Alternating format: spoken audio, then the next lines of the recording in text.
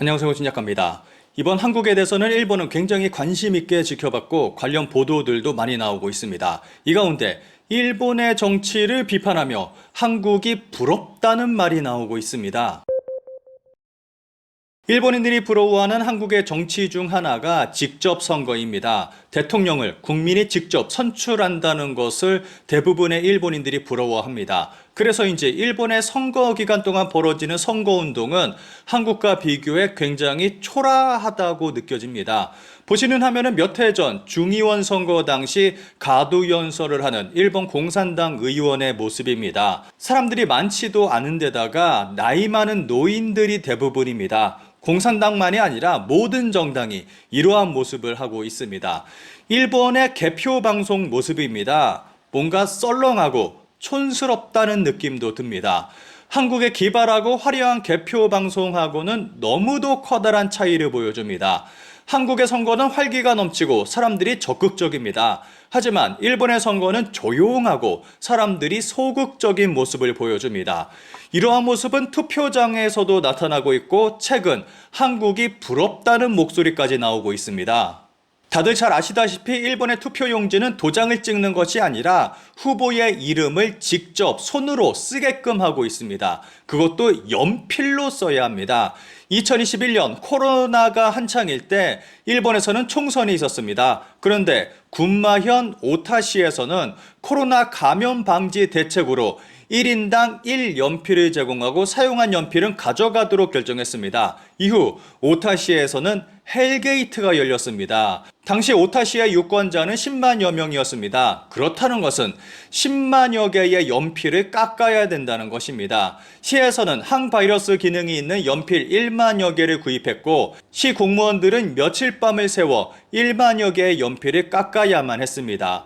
투표 용지에 이름을 직접 쓰는 것에는 정말 수도 없이 많은 문제점들이 존재합니다. 만약 이름이 같은 후보가 있다고 가정해 보도록 하겠습니다. 한 명은 아베 신조, 한 명은 아베 히로시라고 했을 때 아베라고만 이름을 쓰는 사람이 상당수 속출하게 됩니다. 이는 정당 이름을 쓸 때도 동일합니다. 일본에는 입헌민주당하고 국민민주당이 존재합니다. 여기서 그냥 민주당이라고만 쓰는 사람들이 상당수 존재합니다.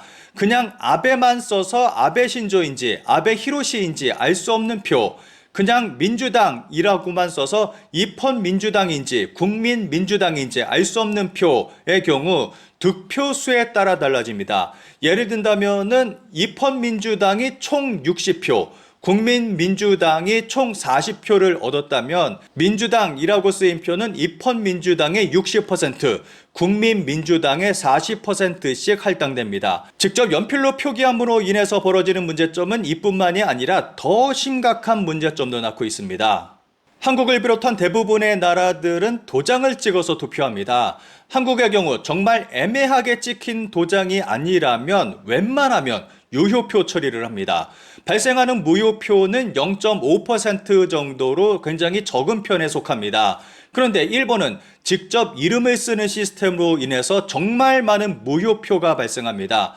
일본에서는 선거철만 되면 무효표 예시를 설명하는 기사들이 정말 많이 등장합니다. 보시는 예시처럼 자신의 이름을 함께 쓰거나 별표 같은 기호를 넣거나 누구누구 씨에게 라던가 정말 좋아해, 힘내라 등의 쓸데없는 문구를 넣으면 무효 처리됩니다. 이렇게 하지 말아라 하는 예시는 정말 많습니다. 간단히 말하면 후보의 이름을 정확하게 쓰는 것이 가장 안전한 방법입니다. 지금 보시는 그림은 일본에서 정말 유명한 전설적인 무효표입니다. 후보 이름 밑에 이유는 알 수 없지만 무의미한 획 하나가 더 그어져 있습니다. 이 표는 이것 때문에 일본 최고 재판소에서 무효표 판정을 받았습니다. 이 표가 무효 판정을 받은 이유는 개표소에 후보자의 입회인이 있는데 이렇게 특별한 표시를 보고 그 사람이 투표해줬구나 라는 것을 알게 되고 표의 대가로 돈을 지불할 수 있기 때문이라고 합니다. 그런데 보시는 그림과 같이 이름 밑에 우리의 시에 해당하는 사항을 붙이는 것은 유효 처리됩니다. 이름과 함께 상 등의 호칭은 괜찮다고 합니다. 심지어는 형님, 아들, 부인, 선생, 각하, 미스터, 미스 등도 모두 유효표 처리됩니다. 그런데 누구누구에게를 붙이면 안 됩니다. 나카무라 형님은 되지만 나카무라에게는 안 된다는 것입니다. 보시는 것처럼 이렇게 알아보기 힘들 정도로 글씨가 엉망이어도 일단 누구를 말하는지 알 수만 있다면 또 이거는 유효 처리된다고 합니다. 위에 굵게 쓰여 있는 한자를 잘 살펴보시기 바랍니다. 후보 이름이 한자로 소나무 송자에 둥글 환자를 쓰고 있습니다. 그런데 아래에 직접 후보 이름을 쓴 것에 송환이라고 쓴 것은 단 하나도 없습니다. 송구, 환송, 송본, 송림, 송산 등 제각각 다양합니다. 그런데 1번을 제외하고는 나머지는 모두 유효입니다. 1번만 무효입니다. 1번은 구자에 획 하나를 긋지 않아서 무효고 나머지는 분명히 후보 이름을 알고는 있지만 잘못 썼다고 판단할 수 있어서 유효표가 된다고 합니다. 이러한 이유로 일본에서는 무효표가 무려 5% 가까이 됩니다. 한국보다 10배나 많은 수치입니다. 이 외에도 말도 안 되는 예들이 수두룩합니다. 그런데 한 가지 확실한 것이 있습니다. 판단하는 사람 맘대로 유무효를 정할 수 있다는 것입니다. 맘만 먹으면 어정쩡한 표들은 모두 한쪽으로 몰아버릴 수도 있다는 것입니다. 게다가 글을 쓸 줄 모르는 사람이나 장애가 있어서 글을 쓰기 힘든 사람의 경우 무효표가 만들어질 가능성이 매우 높습니다. 이러한 일본의 투표 방식으로 인해서 일본에서는 항상 논란이 일고 있습니다. 그리고 이러한 투표 방식은 투표를 하지 말라는 것과 마찬가지라고 생각합니다. 자민당 일당 독재가 끝나지 않는 한 일본의 투표 방식은 바뀌지 않을 것이라고 생각합니다. 한국 연예인은 필수, 빨간색과 파란색 옷 금지, 젊은이는 인증샷 촬영, 한국만의 선거 문화를 들여다보다. 이번 대선을 통해서 한국 선거 문화를 소개한 기사입니다. 그런데 기사에 달린 댓글이 정말 재밌습니다. 일본 네티즌들이 특히 주목하는 것이 한국은 투표용지에 도장을 찍는다라는 부분입니다.